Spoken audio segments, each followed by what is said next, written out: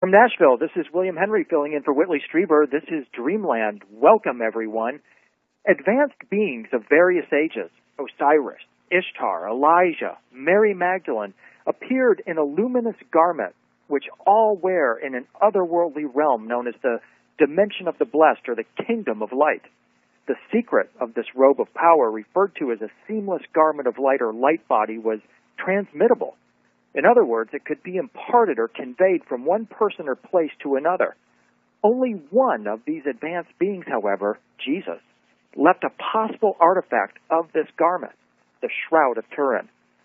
Experts are in agreement that the image on the shroud is not made up of any physical substance such as paint or pigment. It is in fact an alteration of the surface of the linen by some effect of light or radiation. In 1898, the first photo of the Shroud of Turin was made by an amateur photographer in Italy, revealing for the first time the negative image of the shroud.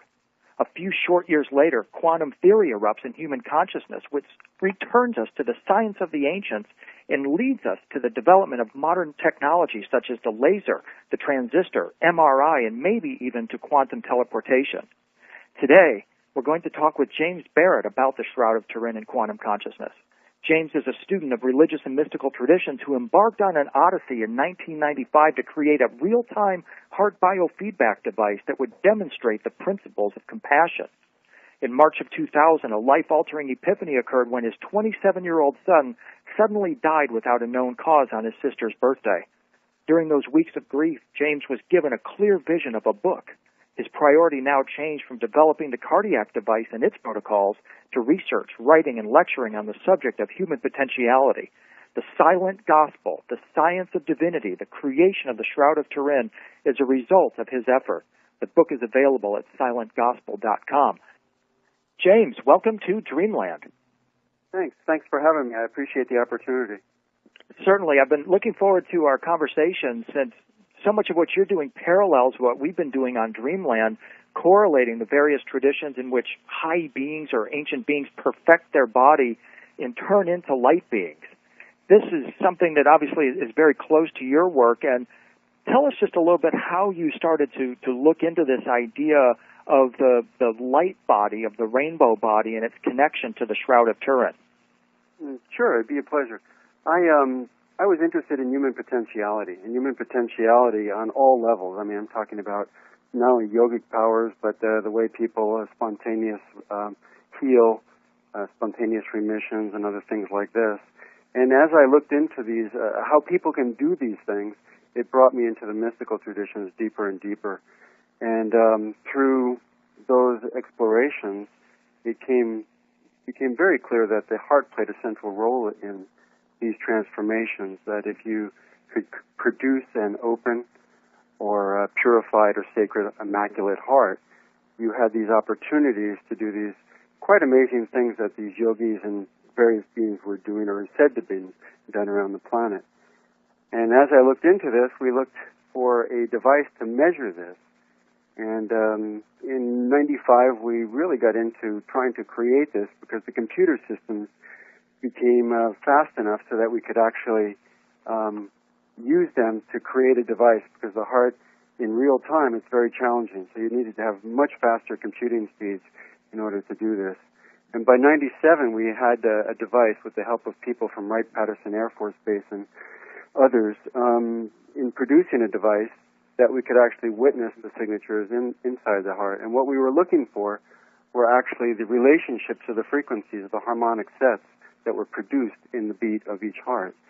And sure enough, we found, to our great pleasure, that there is certain relationships that relate to open receptiveness and to compassion, altruism, gratitude, appreciation, things like that.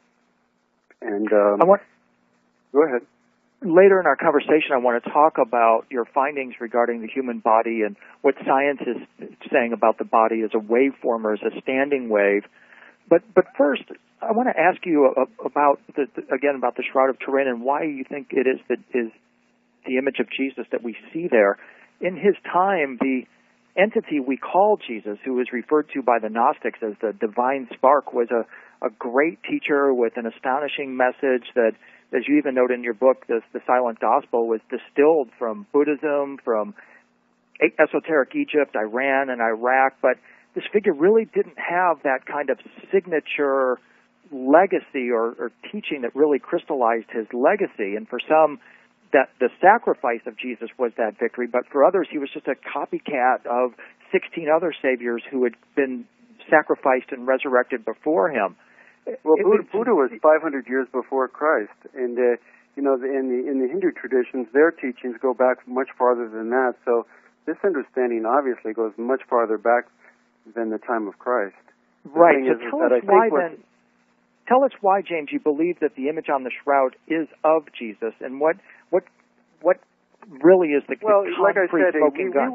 we went into this in a very big way into researching the shroud, because when my son passed away, like you said in the entry, that I had this epiphany event, and the epiphany was to marry the information and knowledge I was doing on heart intelligence with the Shroud of Turin.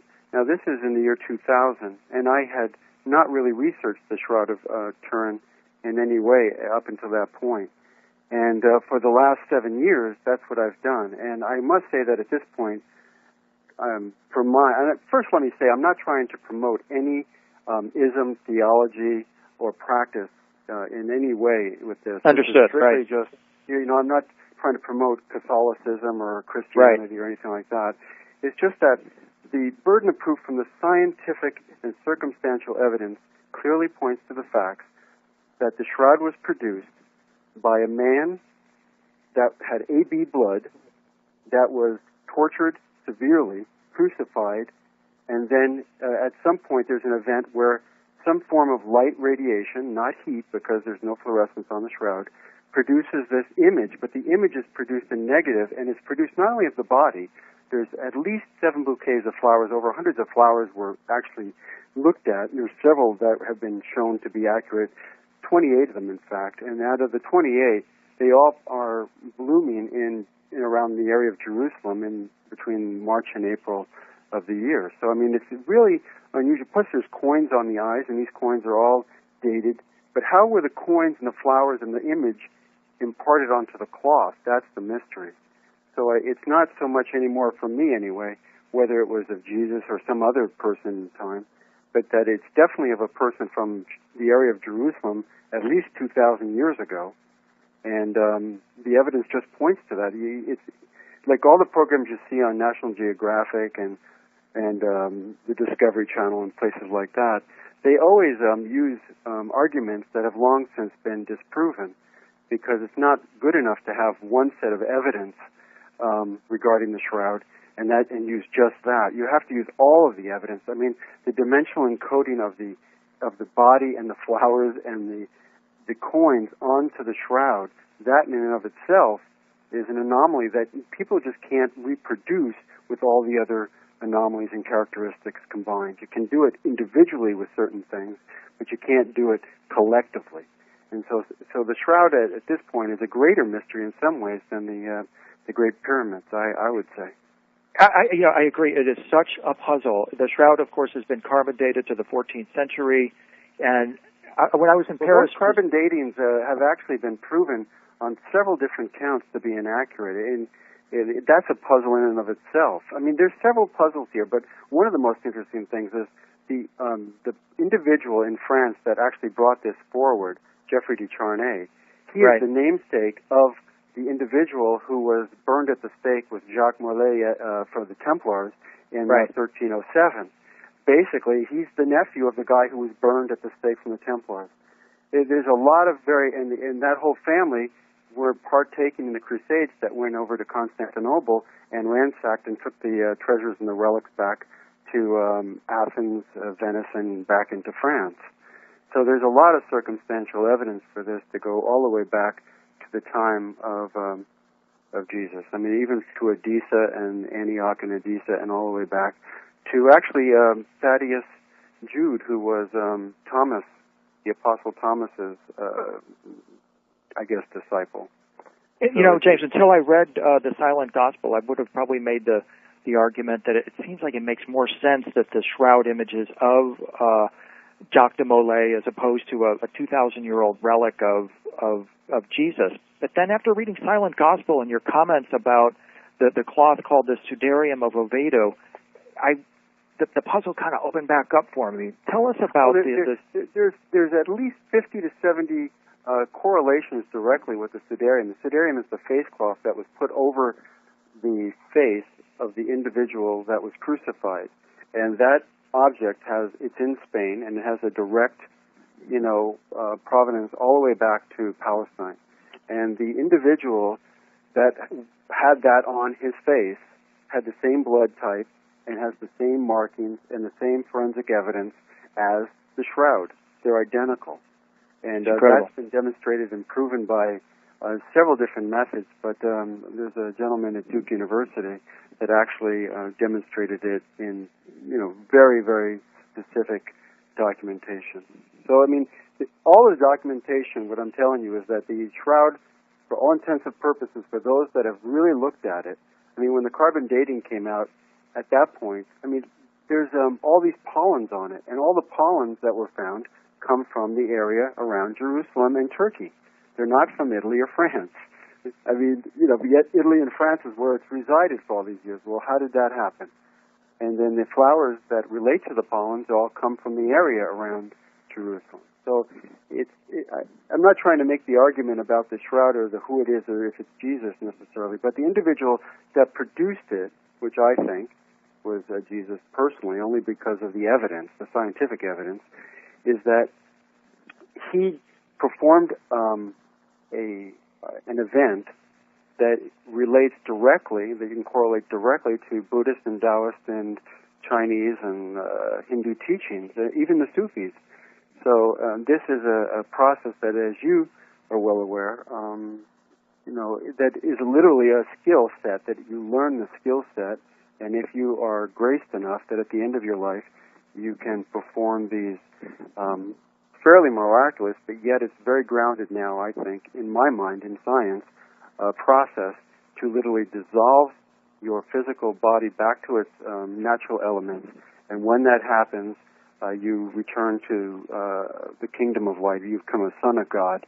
And in that process, my model anyway, which is only theoretical, that you release at the event horizon a virtual photon release. And that virtual photon release is what actually imparted the image onto the shroud. Because James, we have to take a quick break, and when we get back, I want to continue our conversation in more detail about this rainbow body and the light effect it produced. This is William Henry. This is Dreamland. We'll be right back.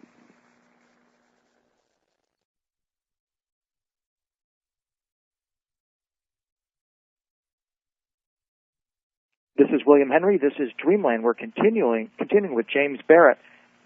James, much of the discussion in your book, The Silent Gospel, deals with the ideas of tuning, of attuning, and Jesus' accomplishment of the great perfection, as the Tibetans call it, by journeying through various stages or stations. Let's talk about this tuning aspect of it and its relationship to how Jesus was able to affect the light body transfiguration or metamorphosis. Well, from a grounded understanding, and not metaphysical, your body is basically seen as electromagnetic phenomena. And it's held, and what you have there is various levels of oscillating platforms, all interacting in a coherent fashion. That's the model. And this thing. What do you mean by oscillating platform? Well, every little thing you have is an oscillation, a vibration. It's electromagnetic in its nature. Even if you look at an atom itself and you zoom into it, you basically end up with these little points of light with all this space vibrating. And it's held together by electromagnetic phenomena. That's the only way to put it in because scientifically, we don't really understand the phenomena other than matter comes from this quantum or zero-point domain. It starts to oscillate, and the oscillations attract via resonance and other bonding factors, and it produces matter. And the matter starts to bond and build up greater and greater complexities of structure. And so we see, from a physics perspective, your body is a standing wave of energy with an incredibly fast refresh rate moving through atemporal space, basically timelessness. And the refresh rate and your consciousness of it produces what we know of as time. And so from a physics perspective, on some levels, you can consider that time is an illusion, and that's what basically the mystics say. Like again, I'm coming from the area of heart intelligence research and from mystical traditions that I've studied. And just so happens that the shroud just happens to be a prime example. There's another example in science that I really love to use. It's in the book on sonoluminescence. And sonoluminescence is where they take a simple gas bubble, normally oxygen, in a liquid, normally water, and they bombard it with sound. And in this process of bombarding it with ultra-low sound, the bubble of oxygen, literally the molecule of oxygen, literally expands slightly and literally then implodes on itself, releasing very high amounts of light. And the heat that is generated within that exploding bubble is estimated to be between 10,000 and 1,000,000 degrees. Yet the implosion is so complete that no heat is released into the liquid, if it's water or other liquids that are used. And this is being studied at all the major laboratories like Lawrence Livermore and Brigham Young and down in Santa Barbara. And this model of this gas bubble, which costs literally about $200 to $300 in the equipment to actually perform the operation. Many high schools are now starting to do this. So it's not a complicated thing to do. But the understanding the model of how this happens is very complex, and they don't understand it. And my understanding is that the best theory for it is that it's a dynamic Casimir effect, which is basically two vacuums becoming synchronized and moving past each other. And what happens is that you end up having this virtual photon release at the event horizon of the event. And that's the light we see in the sonoluminescence. We actually see it. In sonochemistry, they're using to produce new elements now and bond new elements through this same process. It's a fairly it's like modern alchemy, and with this sonoluminescence, exactly. They hope to develop completely green fuel sources that will. Well, that's what they were hoping for, but they can't actually create energy from it because there's no heat released from the implosion, and that's the same thing that's shown on the shroud. You see, is that the light that produced this is not like radiation, like atomic radiation, because there's no heat that was produced. There's light, like a Xerox copy kind of light, but it's not the same type of light and energy that would produce heating. So it's a very interesting phenomena, and I think this model is the closest thing we have that we can actually look at as a model in physics and science that resembles what happens poetically, let's say, to when you perform the rainbow body event at the end of your life. And by the way, there are occasions where people do not perform the rainbow body event at the end of their life, but they are rare and few in history. The other thing I found interesting, William, that you might find interesting is that most of the recorded individuals that do not corrupt and that produce rainbow body effects in the East are mostly men. And in the Christian tradition, they're mostly women. They're mostly nuns. And I find this, again, really interesting, is that most of the individuals, because the same process you're talking about and I'm talking about here with the rainbow body, that's the final or great completion. But many individuals have, in recent times even, have attained this incorruptible state where their body, at the moment of death, does not corrupt or dissolve like most of us do when we die. You cite Yogananda as an example of that, of a figure whose body... Well, Yogananda, he's a prime example because the coroner kept him for 21 days and he didn't change. Now the range can be for several days, which is normal, say 4 or 5 days. That's the normal. A lot of Buddhist Rinpoches will maintain that state for about that amount of time. And then the next level might be, or station if you wish, would be to maintain the body for a long period of time. The next station might be, and in these cases are quite extraordinary, the body actually shrinks in size. And the smallest size it would shrink to is about 18 inches for a normal-sized man, say 5'10". And those examples are quite extraordinary. And then you can go on to the next level, which is, of course, you dissolve, but not all the pieces of your physical body dissolve with you. You leave little bits of it. And then the final or great one is when you dissolve consciously during waking life. And you basically all of your energy is reabsorbed back into the 0 point. So I want to get back to this idea of that we talked about with the sonoluminescence. It's referred to as the star in the jar. And the reason I ask you about this, James, is because constantly in alchemical works and in other works, when you see Jesus coming and going between dimensions, he's very frequently in a symbol called the mandorla, which is almond-shaped. Mm-hmm. And you can, surrounding Jesus is often light, which you could interpret it as the radiance of his light, or it could be a reference that he is in his light body form. Or it could be an alchemical symbol, because this mandorla is also called a closed vessel, or a jar, in fact, in which the great work or great perfection was accomplished. Where do you suppose Jesus would have learned this kind of alchemy, this ability to shift the vibration of his body, or to reduce his body into such size and to transfigure into a being of light? Well, there's several questions you asked there. First, I'd like to go back to the idea of the almond shape. This reference goes back to the energy level that we wanted to talk about with the heart. When the heart produces these phi-based relationships, it's the same energy as the vesica. And so in geometry, the vesica is a symbol of this kind of feminine receptiveness, and which in mathematics and geometry can be related to the golden mean or the Fibonacci. And so that relationship in the heart shows up in love and kindness, especially when you're in compassion. If you actually hook yourself up and go to a real, true teacher at a satsang, your heart will entrain magnificently while you're in the presence of this other individual, because they are holding this space, and it produces its own field effect, if you will, that literally can entrain other smaller oscillating platforms like the heart. The heart is the central oscillator for the entire body. It actually controls most of, you can be brain dead, but you can't be heart dead. So, and it's autogenic. That signal to stimulate the heart and to operate does not come from any outside source. It originates within the heart, and there's some more interesting facts with that, is that it actually originates out of what's called a phase singularity in the waveform. When the waveform produces this apple shape around the body, it's out about 10 feet from the body, at least some say 12 feet, that's measurable. And this waveform, vortexes spins into the top of the head and up to the bottom, and it meets at the heart.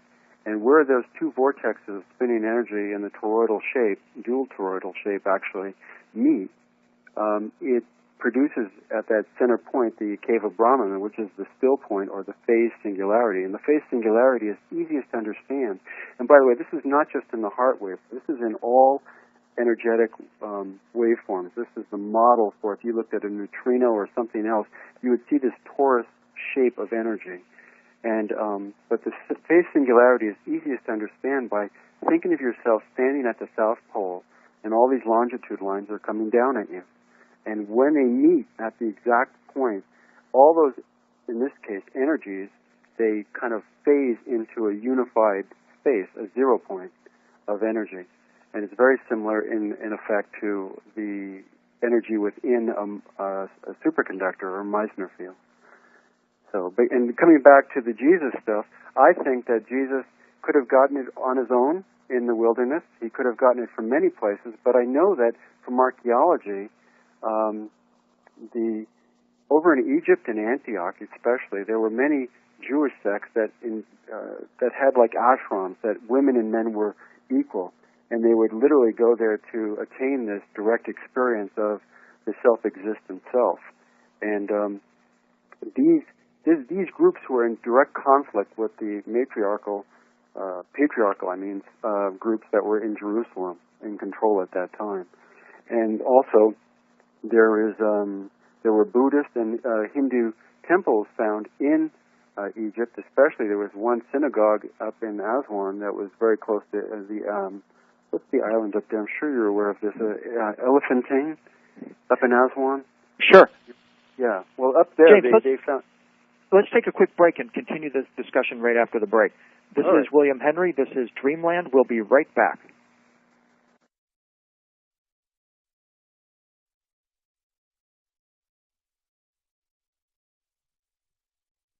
This is William Henry. This is Dreamland. We're continuing with James Barrett. James, just before the break, we were getting onto the conversation about where Jesus might have acquired this knowledge, and we were led, of course, to Egypt and to the Jewish synagogue around Elephantine. Talk some more about where else in Egypt you think this knowledge might have come from. Well, there's many areas, but let's just be grounded in time. That during the time of Jesus, the Romans and many other cultures at that time were trading with India. And the trade came through two main sources. It came by boat across from India and up through the seas there and across over to the Nile, or it came along from China, let's say, into Damascus on the Silk Road. And so there's lots of trade. And in the time of Roman Empire especially, but even before that, people were allowed to practice whatever religion they wanted to because it was the easiest way to keep peace. And everybody liked it because the amount of trade that was going on, there was a certain degree of wealth that was happening through that region because the trade would come through the region, and as it came through, each person made their little piece on the product as it made its way towards Rome. And so the individuals there were encouraged, let's say, to have their faith. And so Buddhists and even Hindus would hold and have their faith there. And so if you went to the marketplace to buy things, it's not inconceivable that you would meet and share information with people on these different ideas. So that's just one area that it could have been. But to be frank, a lot of the great masters, stumbled upon this themselves, through various things. And he could have been born, like many of the other great masters, with an inner knowledge already that just developed through time to the level it ended up at, which I think was this knowledge. And let's face it, when he was crucified, he showed this compassion level that is the symbol or the signature for individuals that have attained these things. And there's also the transfiguration event that is well written about in the Bible. And that transfiguration event, if you look at it from a Buddhist philosophy, especially the Dzogchen philosophy, you can see direct correlations. It's not like, and the other thing with the blue color that you mentioned earlier, this background, the vortex area is definitely part of this. The vortexes spin in and down and up from the bottom of the body, just like a chakra wheel. And when it implodes on itself, and the body starts this process, before it actually goes to the rainbow body, the writings clearly speak about this bluish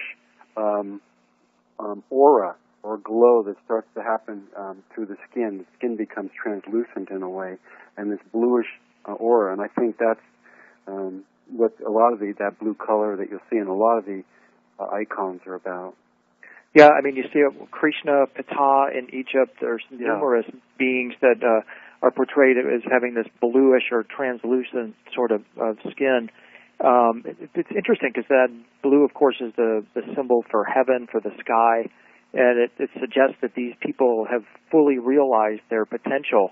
And as you keep writing over and again in the book, the compassionate heart and its role is the key area that we want to focus on. So let's talk about the compassionate heart here for a moment. The Upanishads state that, quote, as large as the universe outside, even so large is the universe within the lotus of the heart.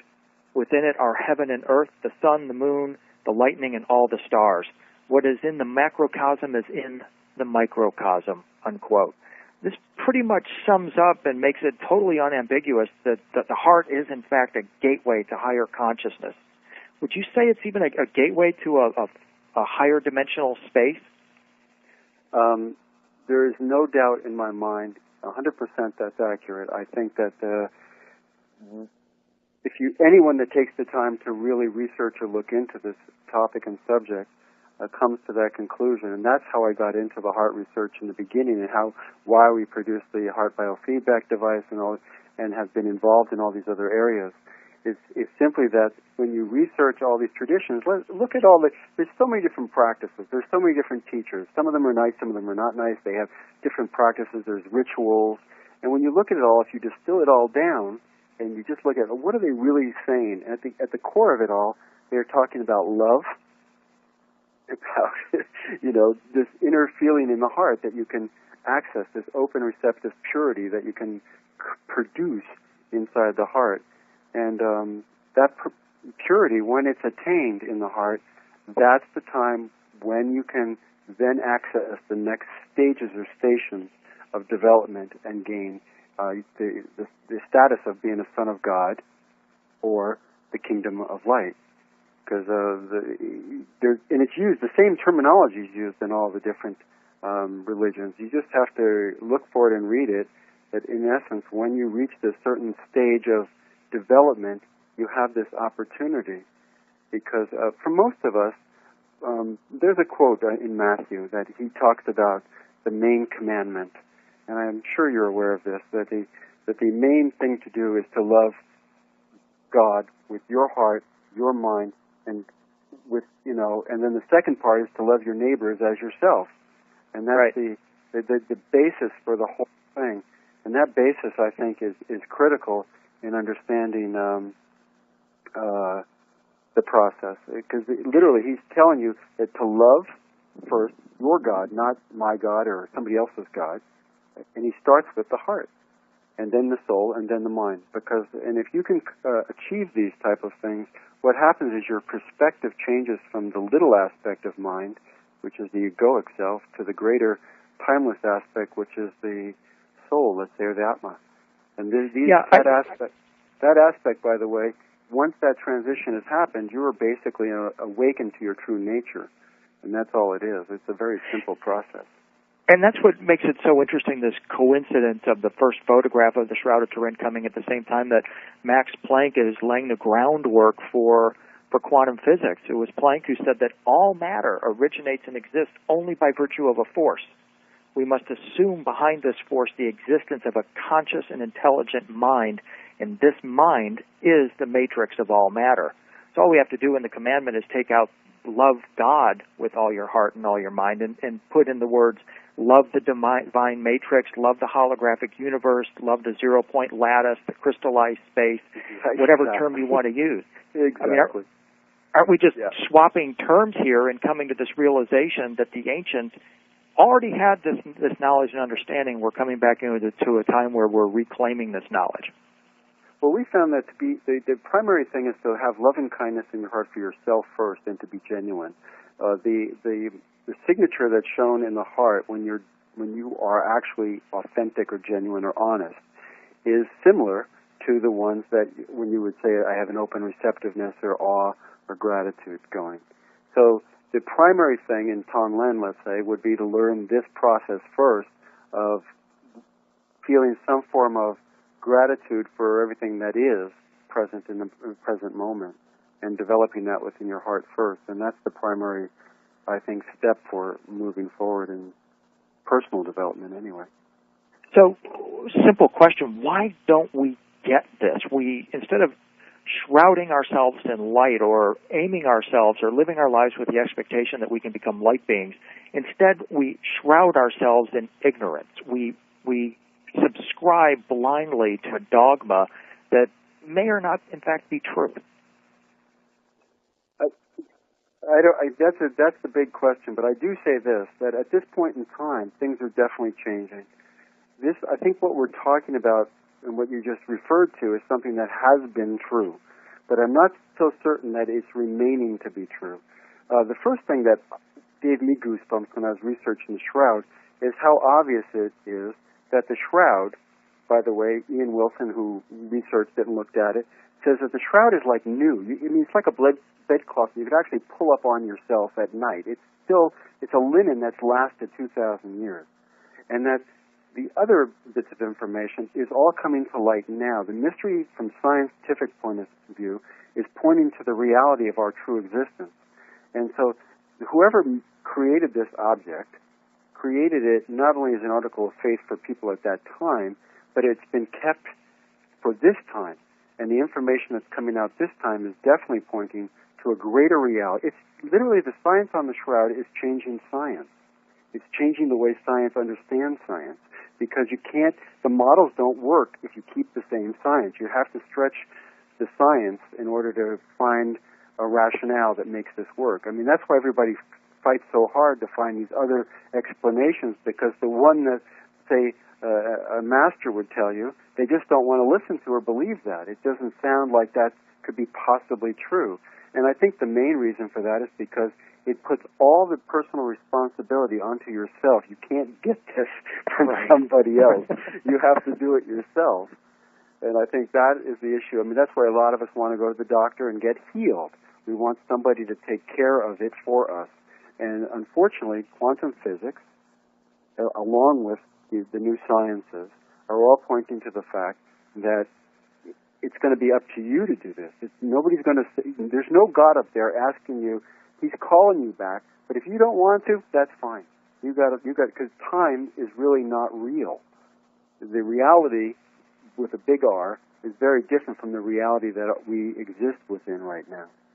And so I think as we expand our consciousness into this greater reality, it will, like our imagination has to embrace this at some level. And as it does, I mean, books like The Secret and these other things that have come out recently, I think are, for the mass consciousness, are shifting it radically. The notion that you have this within your power. And in the end, that's what the teachings all come down to, is that it's within your power to experience not only the divine, but these realms of existence, conscious existence, where pain and suffering no longer reside. James, we've got to take another quick break. When we come back, I want to follow up a little bit more on this idea that the shroud is a genuine mystery for our times. This is William Henry. This is Dreamland. We'll be right back.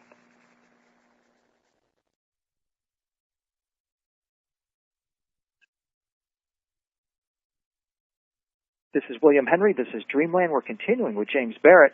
James, when Jesus came down the mountain with the disciples after transfiguring into light, he told them to keep secret what they had seen until Jesus rose from the dead, which some see as a reference to the end times when, as Paul taught, all of Christianity will be turned into light beings in the blink of an eye. Only now do we have the technical sophistication to really explore the richness of what they're saying in these incredible terms. Do you see a possibility, or I know it's kind of a wild question, do you see any kind of influence in our civilization, evidence right now that such a mass transfiguration is occurring at the present time? I believe so. That's my personal belief, and I see it in many different areas. I mean, I see it not only with what's going on in the planet. I think that we create like a soup, let's say, a consciousness soup. And this soup is getting hotter and hotter. And as it gets hotter and hotter, the dark and the light aspects of the spiraling energy get closer and closer to being mingled, where it blurs and becomes again back to this 0 point. Because it's a nice idea to look at it from that perspective.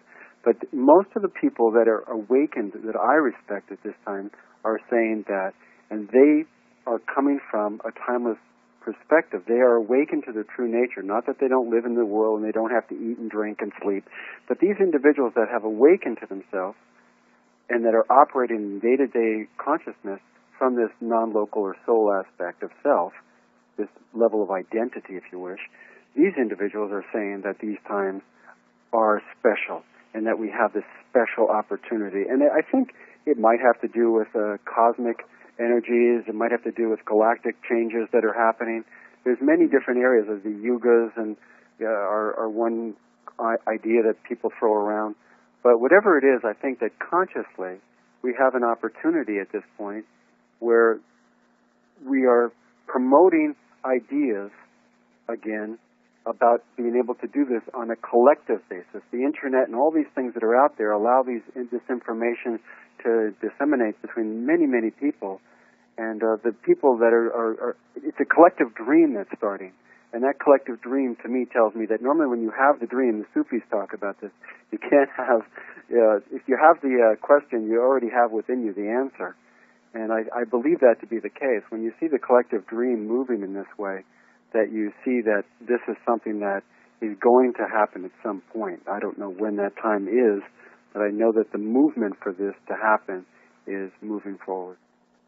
In my DVD, The Light Body Effect, I presented a collection of images of Jesus in his light body form. And these are often brand new ideas or images for Christians who are brought up on the idea that the only images of Jesus that we really need to pay attention to are those where he's suffering on the cross and is a bloodied Savior type of a thing.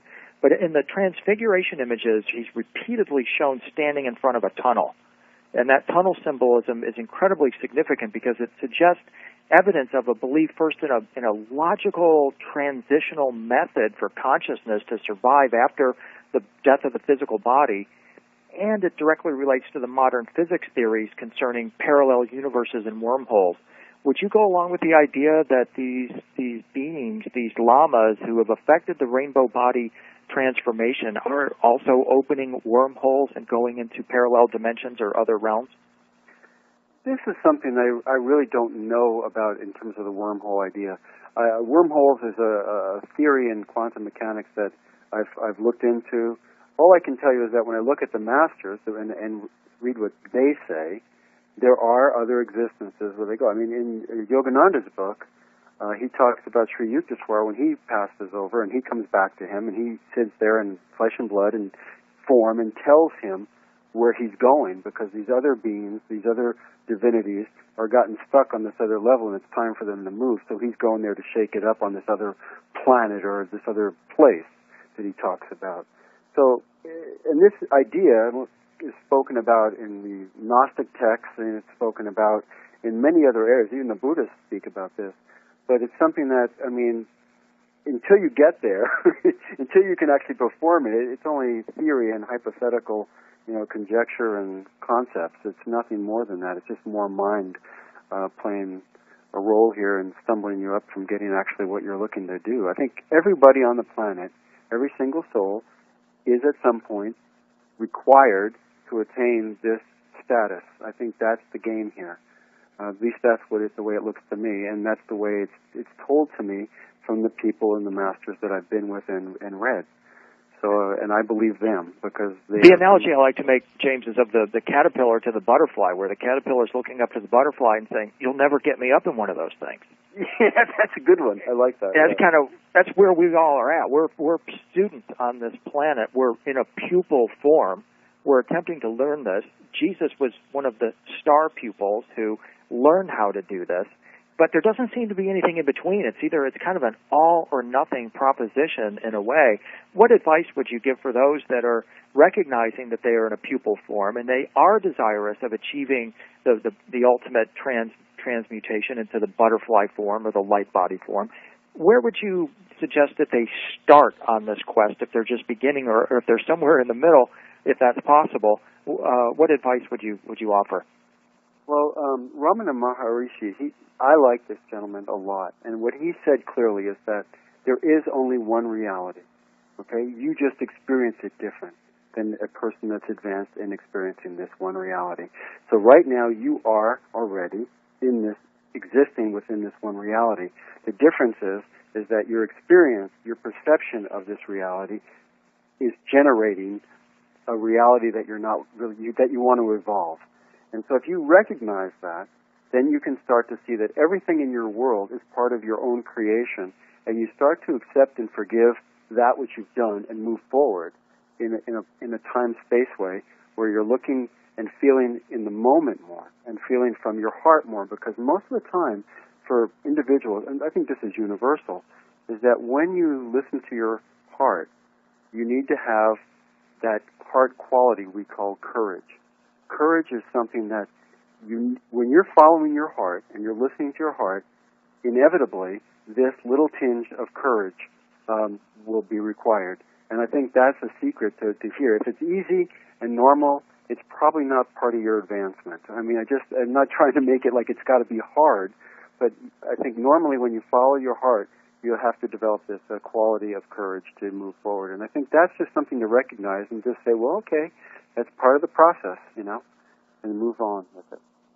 Well, James, it's been great talking with you. Just one final question here. The Shroud of Turin was given to the Pope in 1983. It's in the possession of the Roman Catholic Church now, and they've made no pronouncement claiming it as Christ's burial shroud or that it's a forgery. They've just kind of stayed out of it, saying it has nothing to do with personal faith, and so therefore they're not going to comment on it. What do you see as the next step possibly for the Shroud? Are there revelations that are cooking right now that you're aware of? Any research that's being done right now that tends to either reinforce your thesis or even detract from it? Well, the biggest mystery, first of all, in the science is the image itself. And my theory that's in the book is the only one that completes and allows for everything that all the anomalies and characteristics that you see on the Shroud to be covered. All the other theories that are out there up to this moment in time don't cover everything. They only cover pieces and parts. So I think that at some point in time, people will find these ideas and start to move them forward and refine them in a way that I can't possibly do. And as they get refined, it'll help us better understand how we do this for ourselves personally. That's in one area. The other thing is the politics of the Shroud itself is quite interesting. The royal family, as you know, were kicked out of Italy after the Second World War when they created a republic, and they were only allowed recently in 2002 to come back into Italy, and this is part of the deal of why they actually were allowed to have the Olympics in Turin a few years back as well. And the area where the Shroud is held, it cannot be moved from. That's part of the deal. When the Savoy family, the king gave it back gave it to the church, the proviso that he put in there was that Shroud looking from the chapel where it resides now. So, and that area was created a World Heritage Site prior to the events of the Olympics being allowed to be held there. So there's a lot of politics involved here that's been going on, as you're aware, for years and years, having to do with the church and other groups in and around the world that have been trying to open up things to a greater audience about the reality of ourselves versus, maintaining certain restrictions on it. The other thing I would say is that one of the individuals I met along my path of exploring the rainbow body was a Catholic vicar and priest named Francis Tiso, and he's presented this information now to individuals at IONS and other areas, and he's now currently writing a book, I believe it's okay for me to say this, on Milarepa, which is the patron saint of Tibet. And this, to me, is very encouraging because he researched the rainbow body events in relationship to the resurrection and ascension events for the Vatican. And that is big. And he's on the web, and you can find him, and you can see the materials that he's presented to IONS on the web. And I think right now he's in Washington, D.C. But I think that's encouragement in and of itself, just that they are finding this connection to this philosophy in the rainbow body and the resurrection and the ascension process. So that, for me, is a huge step forward. Time. Yes, it is. Absolutely. Well, James, thank you so much for sharing this with us today. It's been a pleasure talking with you again. If you're interested in following up on James's research, you can go to silentgospel.com. And James, we'll look forward to talking with you again soon. Thank you so much, William. This is William Henry. This is Dreamland. Next up, Linda Moulton Howe. One science reporter who's willing to come face-to-face with mysteries is Linda Moulton Howe, and on her website, earthfiles.com, you can come face-to-face also with the mysteries and the facts that the others will not tell you. Earthfiles.com is the best website of its kind in the world, and today Linda's got a remarkable story for us indeed. A prediction about the future and the nature of mankind from a close encounter witness. This is something you have never heard before and will not hear anywhere else. Here she is from Albuquerque, Linda Moulton Howe. When I was working as director of special projects at the CBS station in Denver, Colorado, producing documentary films and TV programs back in 1980, I got a call one day from a former Colorado newspaper reporter and editor named Jim Frazier. He said that he had an amazing story to tell about a fellow named Brian Scott. Scott, he said, had been born in 1943, spent a troubled youth as a teenage incorrigible, and by the time he was 28 years old, was milking rattlesnakes for venom to make money. But one day in the summer of 1971, in the desert near the Superstition Mountains north of Phoenix, Brian and a friend milking snakes were shocked to see a metal disc come out of the sky larger than a big truck. From the bottom of the disc purple and green colors undulated like an electric field. Then the craft stopped overhead. Brian felt a tug on his body which started to lift him upward. He screamed and started to run, but the next thing he knew, a bright white light was burning his eyes and he could see silhouettes in the light. There were more than one type of entity. He knew he was on some kind of a craft, but the dominant ones were tall humanoids with bright red hair, blue eyes, and skin that seemed very white. After that first abduction, Brian was picked up a second time by very different-looking beings that he called the Greys. Then a third abduction was by the tall red hairs. Then another abduction by the Greys. Those alternating abductions left Brian with the impression that the two different groups were in conflict about what to do with him and all humans. The story is enormous, spanning decades, but on Dreamland Online today, I would like to share Brian's first impressions of the tall, red-haired beings and then the Greys. Brian Scott has been diagnosed with prostate cancer, which has now spread to his bones. He is on very heavy pain medication, which affects his speech somewhat. But listen now to his own first-hand impressions about what it was like to be close and face-to-face with tall, red-haired beings Brian is convinced came from another world in our galaxy. They're very tall, that's for sure, like 6 foot, 7 foot, long, flowing red hair. The eyes range from, dark blue to light blue, and the hair also changes. It's not always just pure red. It's like a mix between, brownish blonde red and generic red, if we have a way to describe that stuff. But yeah, smell, like, my gosh, these guys smell like roses. The people I met, there was like this really high frequency, odd smell that was all through the craft, which was more like sour grapes, like almost like a sulfur smell. But when you got actually to the point where you were with the people, past the total doorway and into the real world of where they were, like they smelled wonderful. And the aroma had a lot to do with just communicating. It's the fact that aroma would somehow open up and change a lot of stuff. Do you mean that when you were in the presence of the tall, red-haired beings, that you could smell the scent of roses? Well, I couldn't tell you if it was exactly, coming from them, but, within the craft itself, there were different aromas that would just happen by nature. And, rose oil in itself, as far as roses goes, is a very, very high hertz frequency type of oil. So, if you took a smell of the rose oil itself in pure state, and it opened your mind a little bit to a higher state of, consciousness, then you might be able to have a little bit of conversation. Could you touch the skin of the tall red hairs? Oh, sure, yeah, you could. Yeah, because in this one presentation, like this Voltaire person this personality walked up to me, put his hand right on my head, and other parts were, I was touching your hand, they were touching my hand. And did they feel any different in temperature than if you were touching a normal human? Warmer. They were warmer. Yeah, they were warmer. The touch was very warm all the time. It was like, every time there would be a touch, it was like this pulse. There's also almost like a beating pulse. It's like your heart is somehow moved from your heart into your hand, and with that, you're pulsing with everything you're doing and what you're saying. Can you try to describe for people what the experience is like to be in the presence of the tall red-haired beings and have them telepathically communicating to your mind? Sit down, shut up, and listen to what they have to say. But in very short words, sit down and shut up. They communicate that to you telepathically?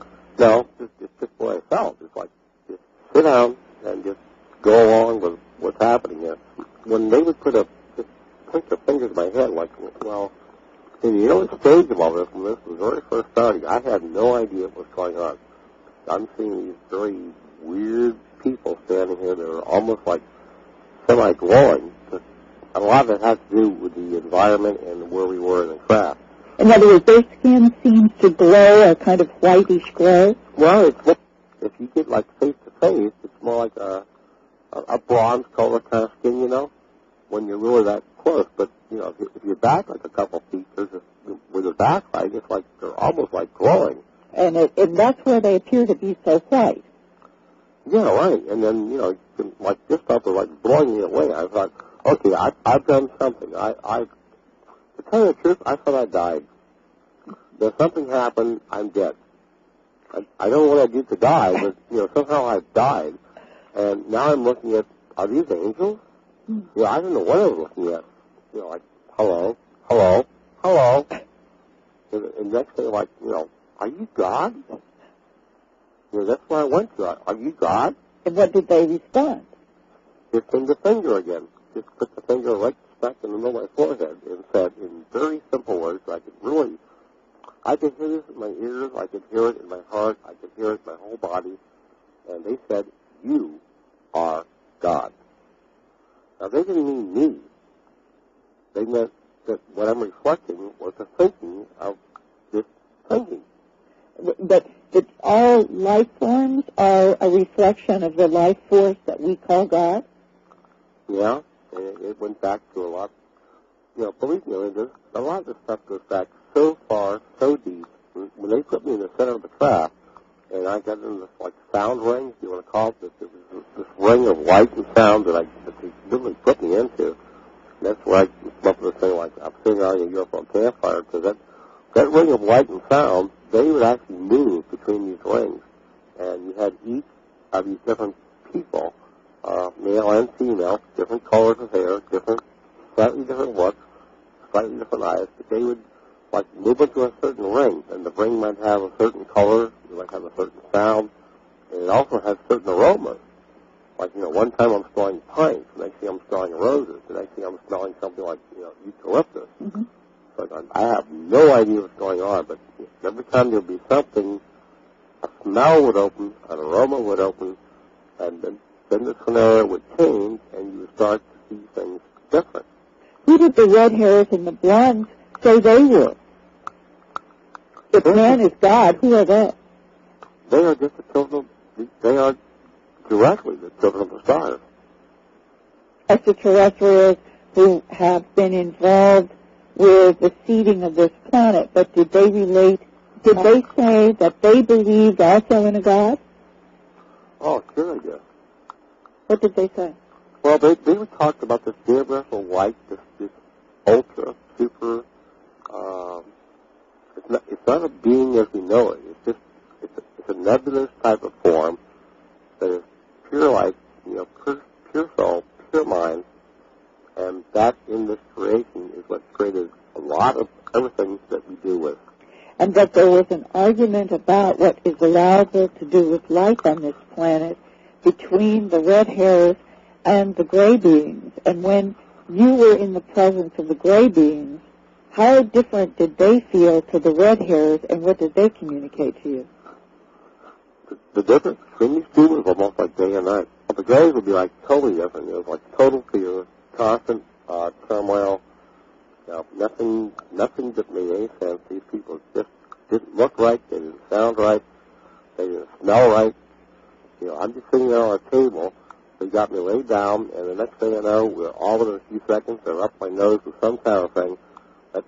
That hurt like frickin' hell.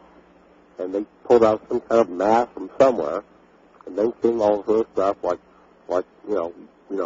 you are a descendant of our life.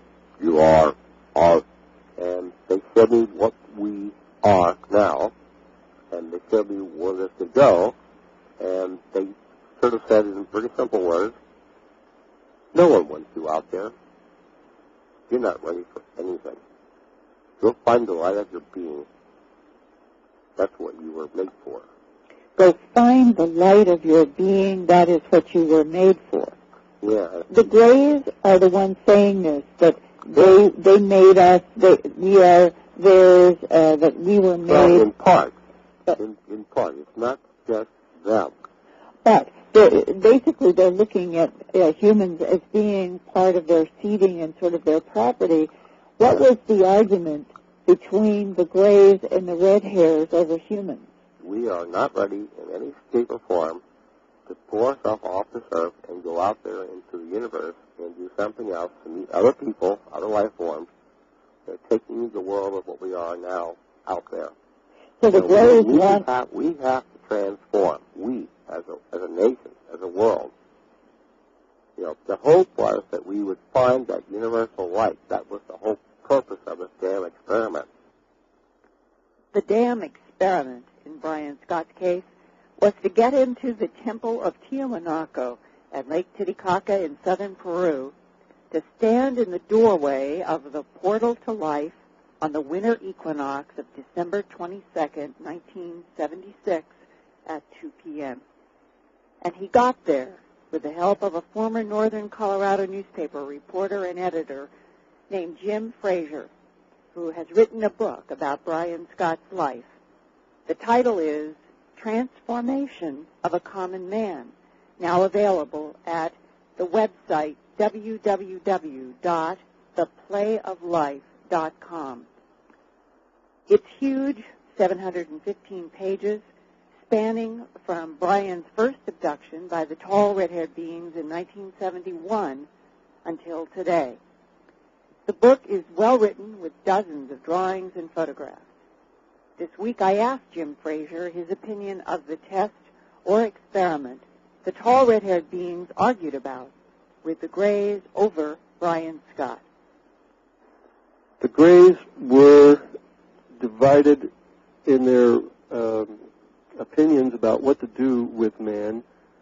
They were pretty much committed, when Brian met them, to eliminating man from the face of the earth and replacing us with a hybrid that they have developed. And that process of elimination was to start December 24th, 2011. And Brian was the test.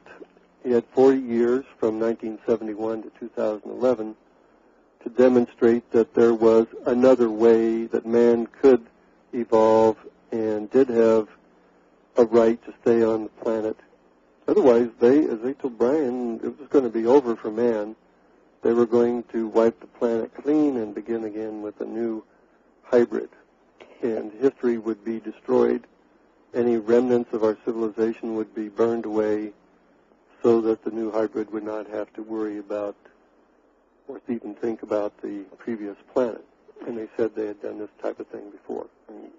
Well, it must be very depressing to him and to you now that here we sit at the beginning of 2003, poised for a major war, and Brian Scott is suffering seriously and medically from cancer. Well, he always said that it was not him that had to do everything, that he had to play his role. He went through the test. The test was over on March 22nd, 1980. He completed the process of the evolution, the sudden evolution, they called it. And they described his effort as a success. And the rest would be up to mankind.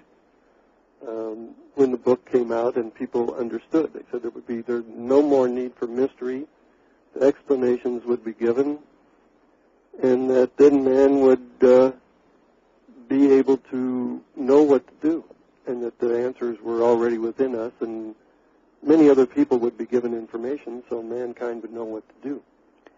Then what is your opinion on the fact that we are poised for a major war that could end up triggering some kind of nuclear attack? I think there's going to be a lot of conflict, and as they said, this is a process in which human beings are going to grow up and mature on the planet Earth, and when it's over, they will be willing to accept and live in 1,000 years of peace. Now, the other part of this story that is actually quite amazing is that when you go back to the records of Brian Scott's life, what he had been doing up to 1971, milking snakes.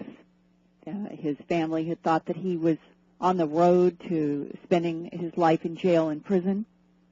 After this incredible experience that went on for 5 years, from 1971 through 1976, with all of these alternating abductions by these tall red-haired beings and the gray beings. Brian Scott began to become almost obsessed in his mind about being able to draw machinery and technology. And what began to happen is he went to school. He became an engineer. He is the person responsible for a medical device that is now patented by the University of California Medical Center. He has been working in his 10 years ago for the Defense Department, designing and making machinery that has to do with infrared. And today, at this period of his life, he has been working for a company called Synthes in Westchester, Pennsylvania, a suburb of Philadelphia.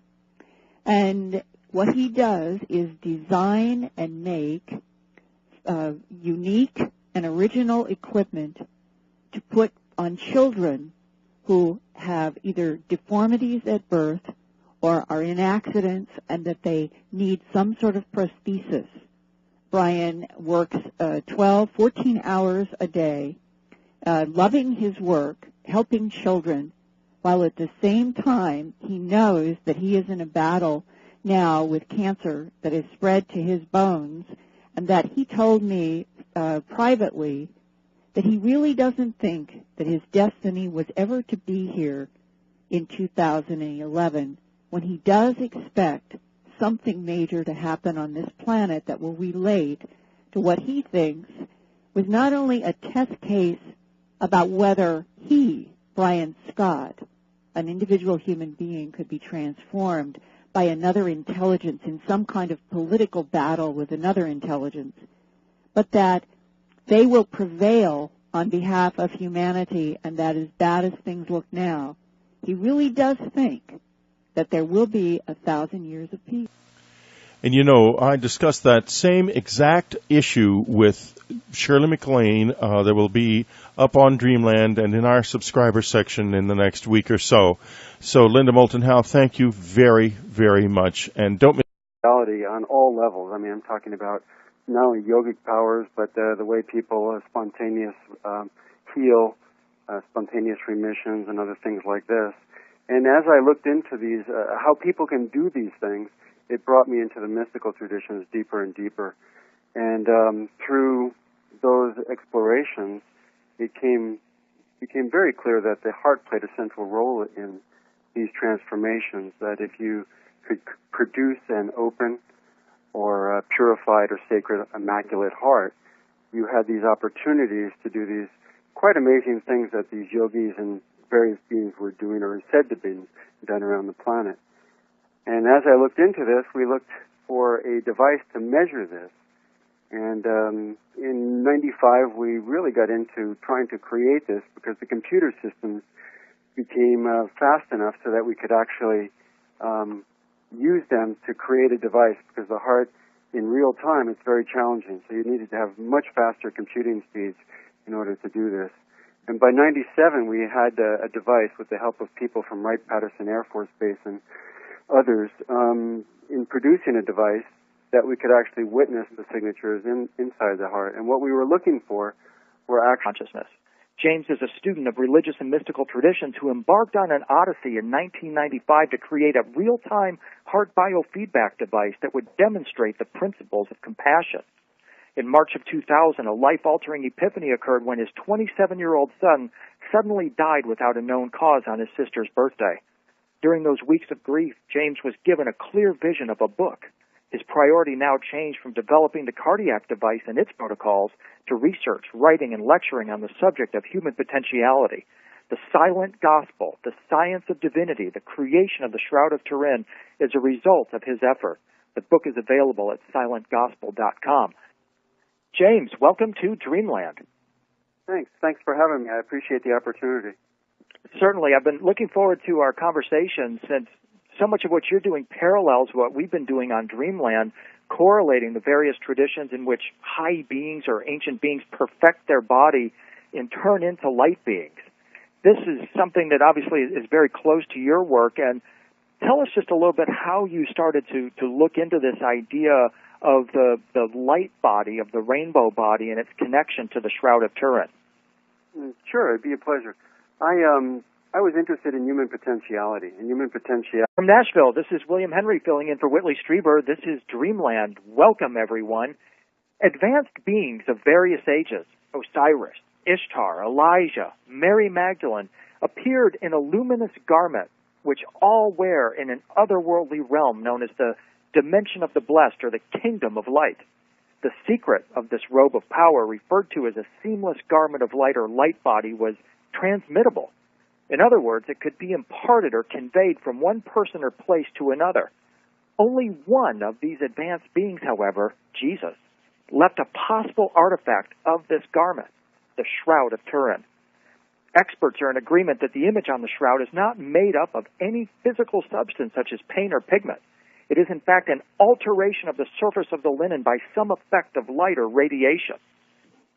In 1898, the first photo of the Shroud of Turin was made by an amateur photographer in Italy, revealing for the first time the negative image of the shroud. A few short years later, quantum theory erupts in human consciousness, which returns us to the science of the ancients and leads us to the development of modern technology such as the laser, the transistor, MRI, and maybe even to quantum teleportation. Today, we're going to talk with James Barrett about the Shroud of Turin and quantum consciousness. And in the Hindu traditions, their teachings go back much farther than that. So this understanding obviously goes much farther back than the time of Christ. Right. So tell us why, James, you believe that the image on the shroud is of Jesus, and what really is the like I said, smoking gun? we went into this in a very big way into researching the shroud, because when my son passed away, like you said in the entry, that I had this epiphany event, and the epiphany was to marry the information and knowledge I was doing on heart intelligence with the Shroud of Turin. Now, this is in the year 2000, and I had not really researched the Shroud of Turin in any way up until that point.